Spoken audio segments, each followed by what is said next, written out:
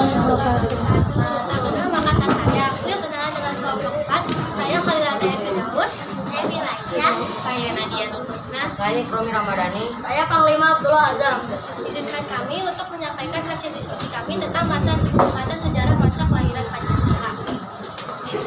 Masa sejarah awal. Di masa praaksara sebelum abad ke-3 Masehi, nilai kebijakan mampu antara lain dan terlihat pada upacara keagamaan seperti negara atau kelompok ibu yang ditemukan di kerajaan.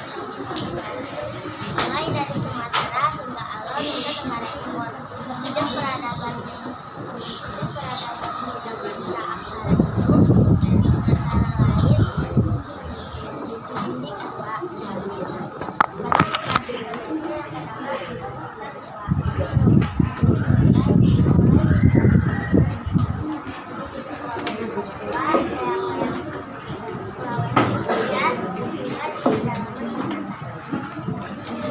Masa kerajaan Nusantara. Pembangunan bangsa Indonesia meningkat di akhir abad ke-7. Di Sumatera muncul kerajaan Sriwijaya, kemudian disusul oleh Wangsa Sriwijaya dan Wangsa Sriwijaya di Jawa. Kerajaan-kerajaan itu membangun Candi Borobudur sebagai Candi Lima dan Candi Prambanan sebagai Candi Maju. Candi-candi itu menunjukkan nilai kemanusiaan, ketuhanan, kemanusiaan, persatuan, kerakyatan, hingga keadilan. Pembangunan bangsa Indonesia dilanjutkan oleh Kerajaan Majapahit. Setelah itu hadir kerajaan yang bernama Samudra Kasai Demak Ternate. Budayawan P.S. Lendra menyebut zaman Demak sebagai zaman kebangkitan Nusantara. Di masa kerajaan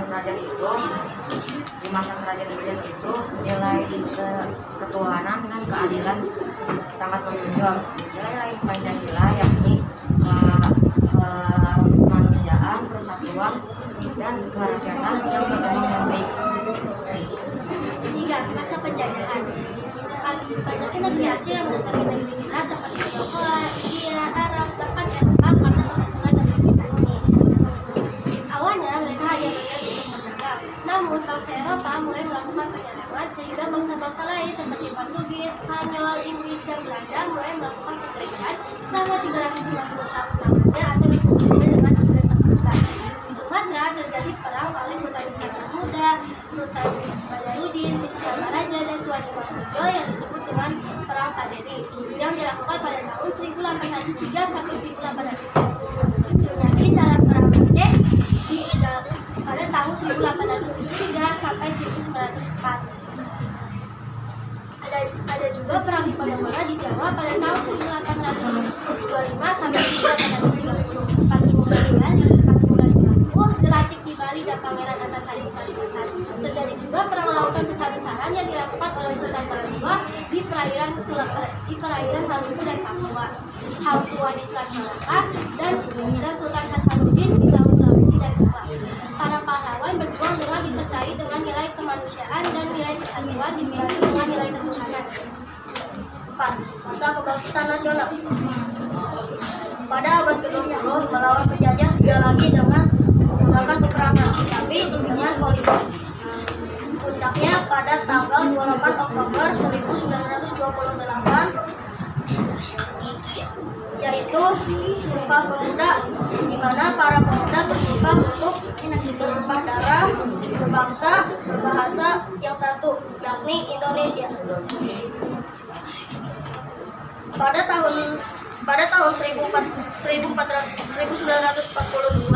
Jepang datang untuk menggantikan Belanda sebagai penjajah, dan Indonesia harus kembali berjuang untuk merdeka. Merdeka yang dimaksud adalah untuk menegakkan nilai-nilai kemanusiaan. Sekian hasil diskusi tentang kita membuka sesi tanya jawab. Ada yang mau bertanya?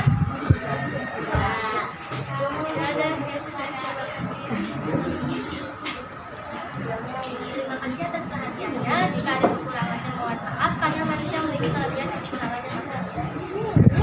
2, 3.